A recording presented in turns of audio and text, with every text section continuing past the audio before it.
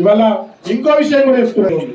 నేను మా కాంగ్రెస్ పార్టీ సోదరులకు కూడా విజ్ఞప్తి చేస్తున్నా, అట్లా ఏకురయ్యా అయిపోయింది మీ పని. సంవత్సరంన్నరకే బాగా వ్యతిరేకత వచ్చింది, చూస్తుంటే సంవత్సరంన్నర అయిపోయాయి. మా అంటే 3.5 ఏళ్ళు, చూసుకుంటే 3.5 ఏళ్ళు అయిపోతుంది.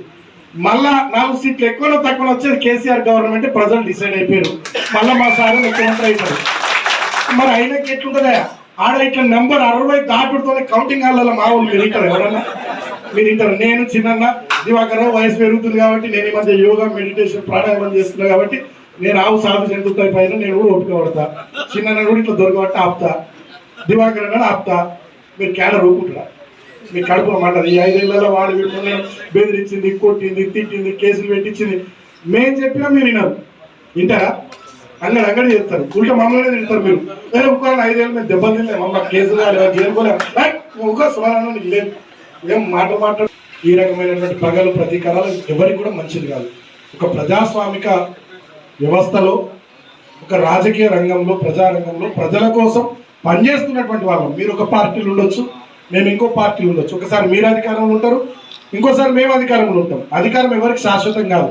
కానీ ఇక మీరు అధికారంలో ఉండగా రెచ్చిపోయి అట్లా చేస్తే ఈ 3.5 ఏళ్ళు మా వాళ్ళు రాము ఇస్ గుడ్ బాయ్ అన్నట్టు మా రాజారామేశ్వర లెక్క సపరేట్ ఉంటారు. ఇట్లా 3.5 ఏళ్ళ తర్వాత మొత్తం విశ్వరూపమే కావాల్సిన లెక్క, అంతే కదా. కాబట్టి దయచేసి ఆ రకమైనటువంటి పరిస్థితులు మన ప్రాంతంలో రానియొద్దు, ఆ రకమైనటువంటి పరిస్థితులు రానియొద్దు.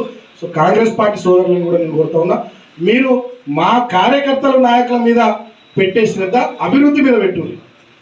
మా కార్యకర్తల నాయకుల మీద కేసులు పెట్టించే విషయంలో ఉండే ఆ శ్రద్ధ సంక్షేమం మీద పెట్టుర్రి. మా చిన్నయ్య గారు ఇక్కడ చాలా నిధులు తీసుకొచ్చి అభివృద్ధి చేసిండు. మా చిన్నయ్య గారి కంటే ఎక్కువ నిధులు తీసుకురండి, మెడికల్ కాలేజ్ తీసుకురండి, ఇంకేమైనా బ్రిడ్జిలు తీసుకురండి, ఇంకేమైనా రోడ్లు వేయుర్రి, ఇంకేమైనా కొత్త కాలేజీలు పట్టుకురండి.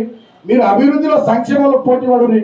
మొత్తం రుణమాఫీ ఏపీ పిల్లంతా, వాళ్ళందరికీ రైతు భరోసా మీరు చెప్పినట్టు 15,000 ఇయ్యూరి. మా ఆడలకు తులంబంగారు 18 ఏళ్ళు నిండిన మా చెల్లెలకు స్కూటీలు ఇస్తామన్నారు, ఇయ్యూరి. మా నిరుద్యోగ యువతకు 4,000 ఇస్తామన్నారు, నెలకు ఇయ్యూరి. 2 లక్షల ఉద్యోగాలు అన్నారు, కాకెత్తుకొని పోయింది. 2 లక్షల ఉద్యోగాలు ఇప్పటికి కనబడతలేవు. మనం ఇచ్చిన 45,000 ఉద్యోగాలకి రేవంత్ రెడ్డి అపాయింట్మెంట్ ఇచ్చుకుంటే ఫోటోలు దిగి అవి కూడా ఆయన ఖాతాలు వేసుకున్నాడు. సో ఇట్లా మీరు చెప్పిన మాటల మీద చేయాల్సిన పనుల మీద శ్రద్ధ పెట్టురు తప్ప మా కార్యకర్తల నాయకులు ఇబ్బంది పెడితే ఇప్పుడు మేము కూడా చేసేది ఏం లేదు. మేము కూడా ఏమనం, నేను కూడా మా వాళ్ళందరికీ లొల్లులు పెట్టుకోకూడదని చెప్తున్నా. 3.5 ఏళ్ళు ఓపిక పట్టుకోని చెప్తున్నా. కానీ తర్వాత ఏమవుతుంది వింటారు ఎవరైనా? సురేష్ నువ్వు వింటావా? సుదర్శన్ నువ్వు వింటావా? ఆగుతారు ఎవరైనా? కాబట్టి అంత దూరం పరిస్థితులు రావద్దని చెప్పి సందర్భంగా నేను విజ్ఞప్తి చేస్తా ఉన్నా. అది ఎవరికి కూడా మంచిది కాదని చెప్పి నేను కోరుతా ఉన్నా. మీడియా మిత్రులు మీకు కూడా కాంగ్రెస్ వాళ్ళు తెలుసు, పోలీసు వాళ్ళు తెలుసు, వాళ్ళకు కూడా కొంచెం చెప్పారు. మీరు కూడా బాలకృష్ణ గారు జిల్లా అధ్యక్షుడు ఇట్లా ఈ కార్యకర్తలు ఊరుకుంటారో ఊరుకోరో మీద వాళ్ళ ప్రాప్తం ఏందో నాకైతే తెలియదు, నేనైతే ఏమంటలేను. కాబట్టి సో అంతిమంగా నేను కోరేది మీ అందరితో, ఎన్ని కేసులైనా ఇప్పటి నుంచి ఇప్పటికే 1.5 సంవత్సరం అయిపోయింది వీళ్ళ పరిపాలన. ఏదో తెలిసింది, ఇప్పుడు అన్నం ఉడికిందా అంటే గంజులు చేపెట్టి తిప్పాల్సిన అవసరం లేదు, 2 మెతుకులు తీసి ఇట్లా అంటే అయిపోతుంది. సో వీళ్ళ పరిపాలన తీరు, వీళ్ళ పద్ధతి, వీళ్ళ కథా కార్యక్రమం మొత్తం అర్థమైపోయింది. కాబట్టి జేబు కట్టించింది, జేబు దొంగ ముఖ్యమంత్రి. ఎంత కట్టేసింది సింగరేణి కార్మికులది? కట్టేసింది కదా. మొన్న లాభాల్లో వాటా ఇచ్చినప్పుడు దసరా పండుగ సందర్భంగా సింగరేణి కార్మికులకు ఇవ్వాల్సిన లాభాల వాటా కత్తిరించింది ముఖ్యమంత్రి. అట్లనే సింగరేణి కార్మికులకు ఎన్నో హామీలు ఇచ్చారు, ఇప్పటిదాకా ఒక్కటంటే ఒక్కటి కూడా వాళ్ళు నెరవేర్చలేదు. కాబట్టి ఈ విషయాలన్నీ సింగరేణి కార్మిక లోకానికి కూడా మనం చెప్పాల్సినటువంటి అవసరం ఉంది.